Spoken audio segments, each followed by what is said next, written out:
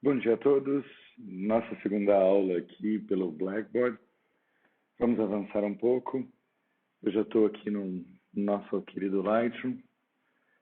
A gente viu na primeira aula importação, catalogação e como criar um catálogo. E aqui a gente vai para a nossa aba de revelação. Desculpem o Lightroom em inglês, eu sei que muitos estão em português, mas eu recomendo profundamente que ele fique em inglês, porque os nomes fazem mais sentido. É um inglês instrumental, ninguém precisa falar inglês para entender. E todo o curso que vocês vão fazer, o tutorial que vocês vão ver na internet, na verdade, vai estar em inglês. Vamos aqui para a revelação. Lembre-se sempre que ele levou as imagens que eu queria que ele levasse. Como vocês podem ver, são as 5 imagens que estavam selecionadas antes na coleção e nenhuma foto da Adriana Listido. Se eu quisesse tratar as fotos da Adriana Listido, eu voltaria na biblioteca, selecionaria onde as imagens da Adriana estão, que é aqui, e levaria para a revelação. Aí eu tenho acesso a elas aqui pela barra embaixo, que é o menu bar aqui. Film Strip, desculpe. Vou voltar para a biblioteca, selecionar só as 5 imagens da aula de tratamento e vou aqui para o Develop. Quando eu pego uma imagem como essa, a primeira opção que eu tenho aqui é o nosso querido White Balance ou equilíbrio de branco. Eu posso amarelar a luz, esfriar a luz com azul, ou posso deixar mais amagentado ou mais esverdeado. Se eu der 2 cliques no cursor, ele volta exatamente para a ideia do início, que não necessariamente é 0, porque isso aqui é um RAW, e então ele está respeitando como eu fotografei. Na parte de baixo aqui ele voltaria para o 0 mesmo. O que é white balance? É a cor da fonte de luz. Você tem uma lâmpada amarelada, como a minha câmera entende a cor daquela lâmpada que é amarelada. Você tem a luz do sol de meio-dia, que é bastante azulada, como a minha câmera entende a cor da luz do sol do meio-dia. Isso não quer dizer que eu preciso ficar preso ao entendimento da câmera. Eu posso, por exemplo, olhar para essa cena e preferir que ela fique um pouco mais amarelada, como eu estou fazendo aqui, para dar uma sensação de mais árido. Perceba que eu não estou mexendo na cor dos elementos que estão na cena. Eu estou mexendo na cor da fonte de luz que banha a cena. É um pouco diferente. Aqui nessa outra imagem, eu tenho um padrão clássico. Tudo que eu tiver como branco e cinza neutro, eu posso pegar o meu conta-gotas e clicar aqui. Como a luz da sombra que estava batendo é um pouco, como a luz do sol é um pouco amarelada nesse dia, ele azulou a imagem. Mas se eu clicar, por exemplo, numa área neutra de sombra, como a sombra é mais azulada, ele vai amarelar a minha imagem. Como o conta-gotas percebe? Ele percebe a luz que está batendo naquele local e acrescenta a cor oposta, literalmente oposta, na imagem como um todo. Quando eu posso usar o conta-gotas? Sempre que eu tiver uma área cinza, branca ou preta, absolutamente neutras. É claro que nessa situação, onde eu tenho 2 white balance, uma de sombra e outra de luz, eu vou ter que escolher em qual dos pontos eu clico. Mas cá entre nós, essa cena azulada não faz muito sentido, e essa cena mais amarelada faz total sentido. Esse é o white balance. Seguindo aqui com o nosso básico, eu tenho exposição. Na exposição, eu sempre mexo aqui quando eu tiver um erro de fotometria. Então, se a sua cena ficou muito clara ou muito subexposta, devido a um erro de fotometria, de um erro de balanço entre o diafragma, obturador e ISO para medir a quantidade de luz, é exatamente aqui que eu tenho que fazer a correção. Eu posso pegar uma cena como essa, por exemplo, e perceber que ela está levemente subexposta e corrigir essa exposição através da exposição. Só tomem cuidado com uma questão. Vou zerar aqui. Essa cena, ela não está subexposta. Ela foi exposta para a área de alta luz. E aí a área de sombra fica levemente escurecida. Se eu tentar clarear essa cena com exposição, eu começo a perder informação lá fora, o que não é interessante.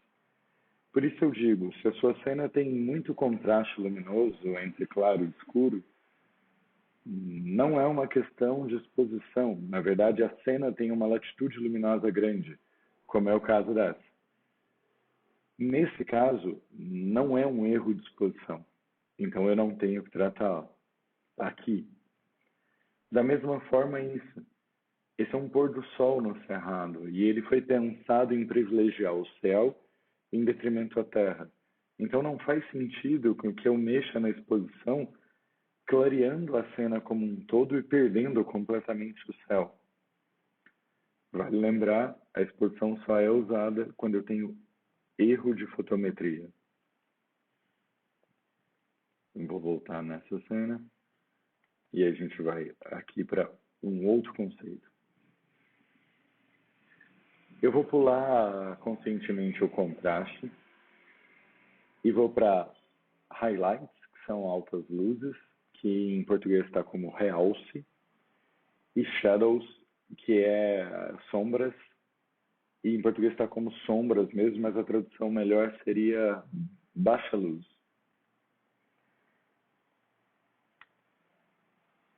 Desculpa, já vou aproveitar para explicar os de baixo. O branco, ele é o limite da alta luz, quase antes de estourar, e o preto é o limite da baixa luz. Para quem já viu isso, eu vou explicar agora. Para quem não viu, tudo bem, não se preocupem, vocês vão ver nas aulas que vocês estão tendo captura. O black, o preto, é o -2 na câmera. O shadows, a baixa luz, é o -1. A exposição seria o 0. Os highlights, as altas luzes, seriam +1. E os brancos seriam o +2. Nessas faixas luminosas que a gente pode entender. A gente pode entender isso aqui na câmera e pode entender isso também subindo um pouco aqui, ó. Isso é o histograma da cena. Ele me dá aqui as informações de ISO, lente, diafragma e obturador, mas ele me dá essas informações. Essa faixa do meio é a faixa do 0 da câmera, que é a faixa da exposição, como vocês podem ler logo embaixo aqui do histograma. Para o lado direito, eu tenho sempre a parte mais clara da imagem. Então aqui seria os highlights, veja que mudou aí embaixo. E os highlights, eles são as altas luzes. E essa é a faixa dos highlights. Eu vou mudar de novo de faixa e ele me dá a faixa dos brancos, que é a faixa mais clara da imagem, onde eu tenho textura antes de estourar completamente. Aqui eu tenho as shadows, ou as baixas luzes, ou sombras mesmo, que são a baixa luz da imagem abaixo do 0. Na verdade, essa área corresponde na câmera ao -1. E aqui eu tenho os blacks, os pretos, que são, na verdade, a área de -2 da imagem. É a área onde eu tenho o maior número de pretos, sombras, muito, muito, muito, muito fortes, ainda com textura, sem fechar nada. Se eu olhar para essa cena de volta, eu percebo que a parte lá de fora está um pouco clara e eu quero escurecer um pouco ela. Eu posso trabalhar isso nos highlights, escurecendo um pouco os highlights, e eu recupero a informação lá fora. Ao mesmo tempo, se eu perceber que aqui dentro, principalmente no rosto da pessoa, tem um excesso grande de sombras, eu posso clarear essas sombras, levando as sombras para o lado direito, e eu já tenho um clareamento bastante grande dessa imagem. Toda vez que eu clareio as sombras, eu tenho a sensação que a imagem perdeu um pouco de volume. Eu não preciso voltar às sombras se eu acho que já está tudo bem com a imagem. Eu posso simplesmente deixar os pretos um pouco mais escuros. E isso não vai voltar à foto inicial, mas ao mesmo tempo vai trazer a sensação de volume.